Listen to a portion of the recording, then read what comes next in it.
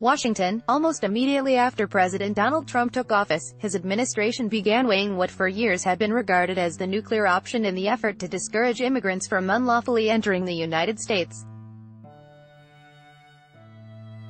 Children would be separated from their parents if the families had been apprehended entering the country illegally, John Kelly, then the Homeland Security Secretary, said in March 2017, in order to deter more movement along this terribly dangerous network. Keelan and Amarada Matute, from Honduras, with her 4-year-old son, as they surrendered themselves to Border Patrol agents after crossing the Rio Grande from Mexico to the United States. In McAllen, Texas, Lindsay Addario, NYTNEW York Times, for more than a decade, even as illegal immigration levels fell overall, seasonal spikes in unauthorized border crossings had bedeviled U.S. residents in both political parties, prompting them to cast about for increasingly aggressive ways to discourage migrants from making the trek. Yet for George W. Bush and Barack Obama, the idea of crying children torn from their parents' arms was simply too inhumane, and too politically perilous, to embrace as policy, and Trump, though he had made an immigration crackdown one of the central issues of his campaign, succumbed to the same reality, publicly dropping the idea after Kelly's comments touched off a swift backlash. But advocates inside the administration, most prominently Stephen Miller, Trump's senior policy advisor, never gave up on the idea. Last month, facing a sharp uptick in illegal border crossings, Trump ordered a new effort to criminally prosecute anyone who crossed the border unlawfully, with few exceptions for parents traveling with their minor children. Article continued. Bellawand. Now Trump faces the consequences. With thousands of children detained in makeshift shelters, his spokesperson this past week had to deny accusations that the administration was acting like Nazis. Even evangelical supporters like Franklin Graham said its policy was disgraceful. Among those who have professed objections to the policy is the president himself, who, despite his tough rhetoric on immigration and his clear directive to show no mercy in enforcing the law, has searched publicly for someone else to blame for dividing families. He has falsely claimed that Democrats are responsible for the practice.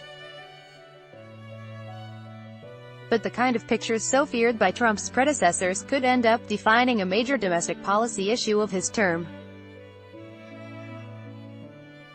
Inside the Trump administration, current and former officials say, there is considerable unease about the policy, which is regarded by some charged with carrying it out as unfeasible in practice and questionable morally. Kirstjen Nielsen, the current Homeland Security Secretary, has clashed privately with Trump over the practice, sometimes inviting furious lectures from the president that have pushed her to the brink of resignation. But Miller has expressed none of the president's misgivings.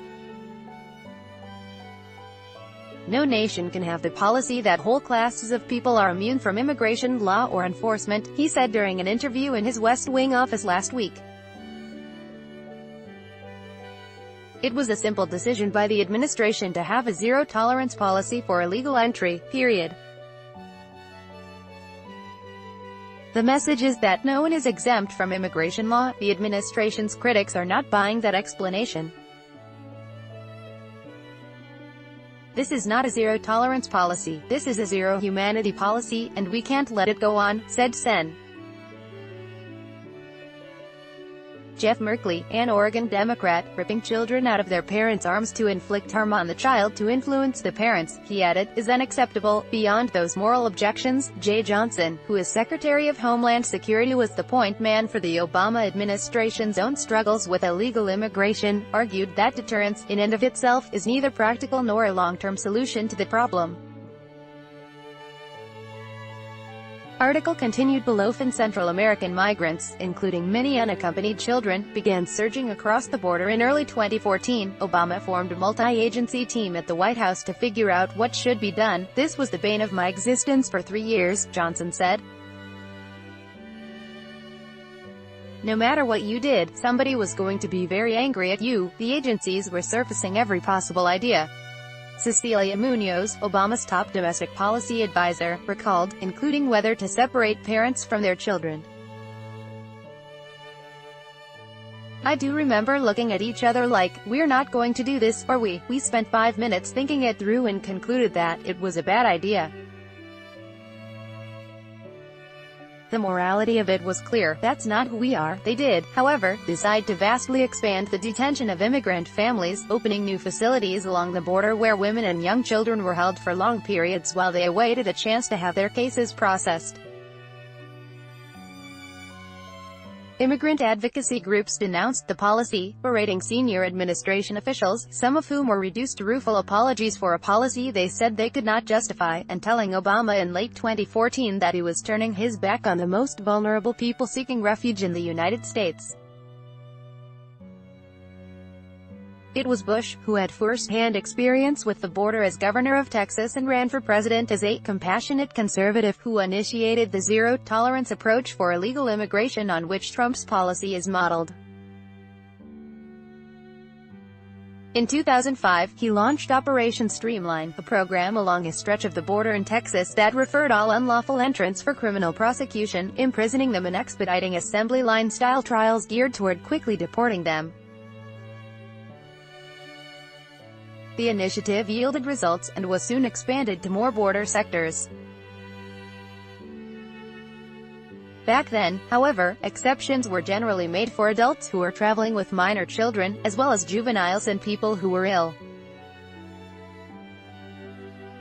Discussions began almost immediately after Trump took office about vastly expanding Operation Streamline, with almost none of those limitations.